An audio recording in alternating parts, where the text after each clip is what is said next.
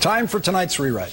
The once noble Newsweek and now the fastest sinking ship on the newsstand in a desperate attempt to boost newsstand sales of a $5 magazine that is 68 pages long, 17 and a half of which are advertising, has put this lie on its cover this week.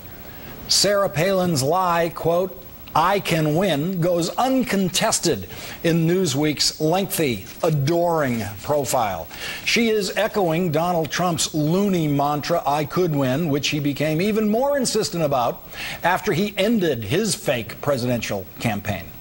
Newsweek allows Palin to say, quote, "I do believe that I can win," without discomforting her in any way, by referring to the polls that show she's the most unpopular politician in America.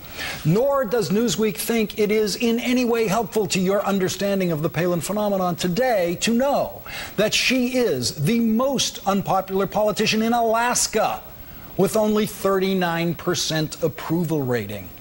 Palin has seen those polls. She is smart enough a politician to know that the polls indicate she could not even win the Republican nomination for presidency, never mind the presidency.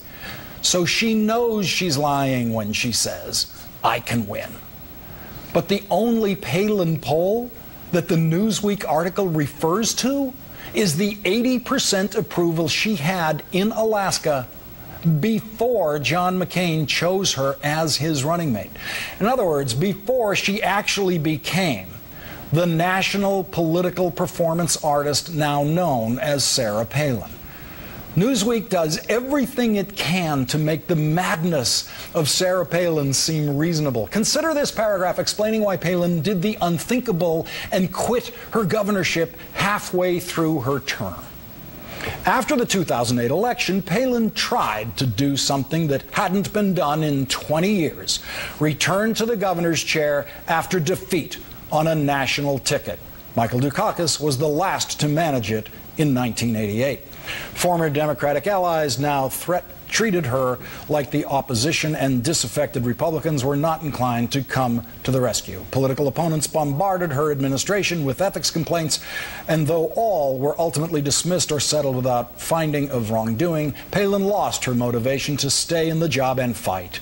It was like she was going to work every day in handcuffs, Todd told me. Okay, number one, she was not going to work every day in handcuffs. Number two, Democrats in Alaska had no power to make governing impossible since it is a Republican state. And three, many more governors have much more difficult relationships with their legislatures and do not quit. And finally, let's consider the first line of this defensive paragraph about Palin quitting her governorship. After the 2008 election, Palin tried to do something that hadn't been done in 20 years.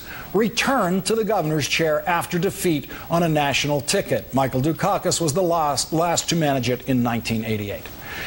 Now, when you say Michael Dukakis was the last to manage it, you are implying that others have tried and failed to manage it because it's so impossible in the last 20 years between Dukakis and Palin. In fact, no one else has tried to manage it between Dukakis and Palin. No other sitting governor has lost on a presidential ticket in that time period. So another way of writing that sentence is, the last sitting governor to lose on a presidential ticket had no problem managing the return to his governor's job. Such is the pathetic pro-Palin tilt that permeates this utterly absurdist piece. Palin obviously negotiated and successfully demanded Newsweek's cover in order to cooperate with the magazine. Newsweek says she is worthy of the cover because of, quote, her standing as a possible presidential candidate with presumed frontrunner potential. But of course, as viewers of this program know, Sarah Palin is never going to run for president or any other elective office. She has discovered the joys of responsibility-free celebrity and the millions in income that are hers through deft management of that celebrity. Surely, some at Newsweek are smart enough to know this and may have decided to go with the Palin cover because, with Michelle Bachmann soaring in the polls, they are only days away from the utter irrelevance of Sarah Palin. As to why Newsweek decided to give Palin the softest treatment the lamestream media ever has, the answer actually lies at the end of the article, where Newsweek inadvertently confesses to the deal it obviously made with Palin for the cover, the flattering photography and the puff piece. The mainstream press is becoming less and less relevant, she said, adding that she would have no hesitation in shunning media outlets she does not trust.